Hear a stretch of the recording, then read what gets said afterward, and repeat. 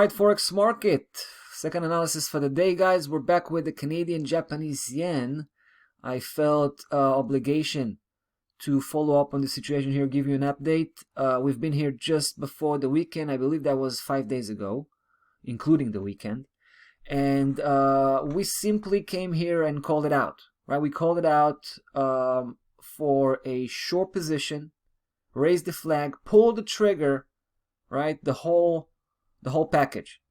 Now, if you remember, I gave you two strong technical elements that were supporting our bearish conviction, right? First was just the natural flow of this trading range with the takeout of the previous highs, right? That was the important moment. That was the more important piece of information I was providing for us. I mean, that was the primary reason. Second reason, secondary, let's call it this way, was coming from the 4-hour chart. What I was coming here and I was just showing you that there is a head and shoulders pattern here. Remember that? Let's take a quick look at the 4-hour chart. Just refresh our memory. I call this a complex head and shoulders pattern with triple, right? Remember that? Triple shoulder on both the left and the right side. Quite interesting, right? Massive head right in between. And I came here and I say, look, this is going to break down, right? Anyway, it did.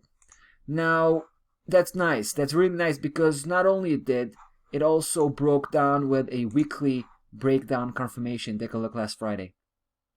So that's big, right? Because now we have a very good reason to suspect that price is heading towards the lower section. By saying lower section, I mean pretty much where it came from, this area.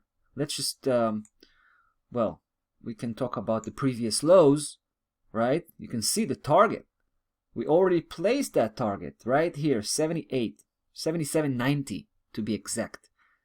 But we have a bigger level, to be honest, more important, 78.63. So we got two targets.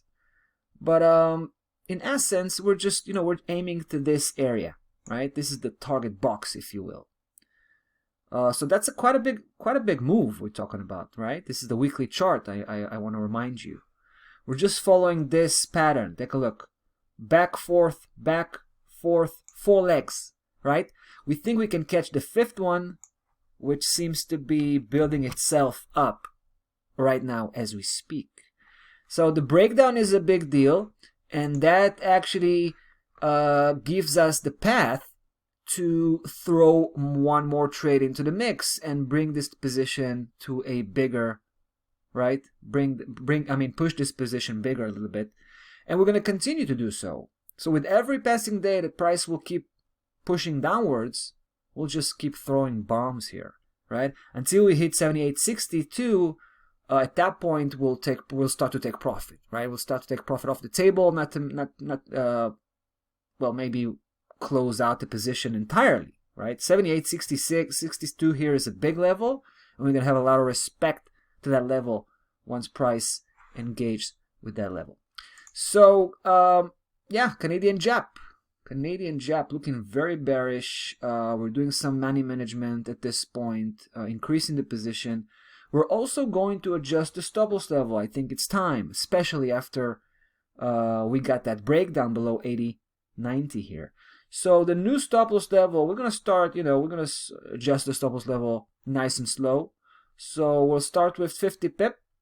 We're pushing the stop loss level to 82. Obviously, we're finding the protection of 80.90 here as the main buffering zone between price action and our stop loss level, right? Should be a resistance level at this point.